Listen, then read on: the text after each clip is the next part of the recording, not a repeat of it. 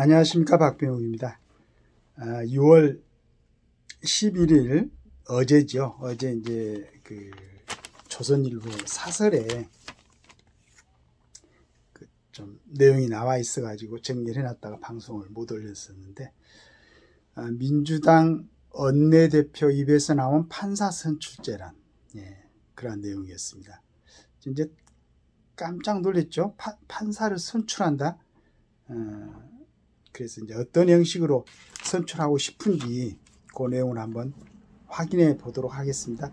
법원이 쌍방울 불법 대북 송금으로 기소된 이화영 전 경기도 부지사에게 1심에서 9년 6개월의 중형을 선고하자 검찰이 이재명 대표를 제3자 뇌물 혐의 등으로 기소할 것이라고 한다.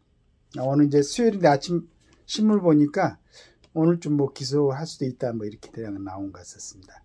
이 대표는 부인하지만 검찰은 이 대표가 대북 송금을 미리 보고받는 등 두 사람을 사실상 공범관계로 보고 있다.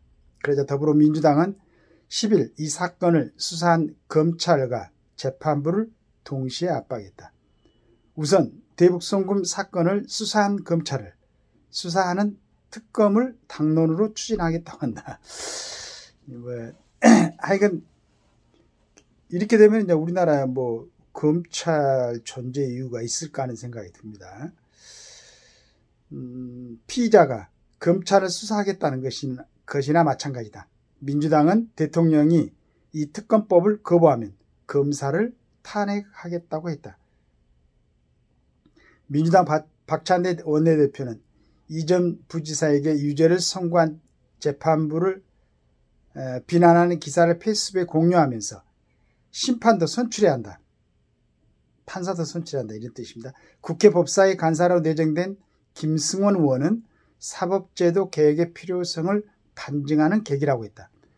검사와 판사에 대한 좌표 찍기와 집단 괴롭힘 같은 개딸들이나 하던 일을 국회의원들이 입법 수단으로 하겠다는 것이다. 민주당은 지난 국회에서 국민의힘이 맡았던 국회 법사위원장을 자신들이 맡겠다며 강경파들을 법사위에 배치했다. 검찰과 법원의 영향력을 행사할 수 있는 법사위를 민주당이 되찾으려는 것은 이 대표에 대한 방탄 때문일 것이다. 이와 별개로 민주당은 이날 대선에 출마하는 당대표는 대선 1년 전 당대표에서 사퇴하는 규정을 외로 두고 부정부패 혐의로 기소된 당직자의 직무정지 조항을 삭제하는 당헌 당규 개정안을 최고위에서 의결했다. 그러니까 부정부패 혐의로 기소된 당직자의 직무정지 조항을 삭제했다는 것은 그럼에도 불구하고 계속 직무를 할 수 있게 만들겠다는 얘기죠. 이 대표 한 사람만을 위해 정당의 헌법까지, 당헌은 이제 정당의 헌법이라는 뜻입니다. 고치는데도 당내 반발이 없다. 비주류 인사들을 총선 공천 때 배제했기 때문이다. 이제 비주류 인사들은 지금 민주당의 국회의원들이 없죠. 거의 배제했기 때문에 정치권은 그동안 검찰이 기소하거나 재판부가 판결을 하면 일단 존중 의사를 밝혀왔다. 사법체계에 대한 존중을 바탕으로 억울한 부분이 있다면 향후 법정에서 유무죄를 다투렸다. 그러나 이 대표 사건 이후 민주당은 이런 관례를 무너뜨리고 당 전체가 수사 방해와 재판부 위협과 같은 행동에 나서고 있다.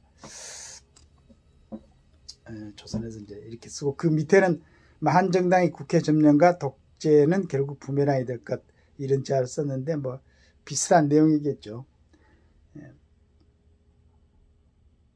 어떻게 진행될 것인가. 판사도 이제 선출직으로 할 것인가.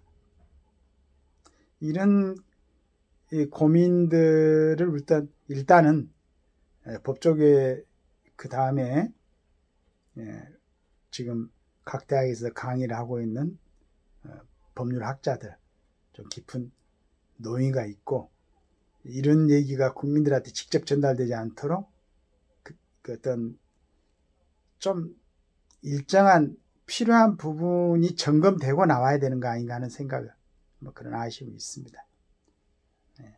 감사합니다.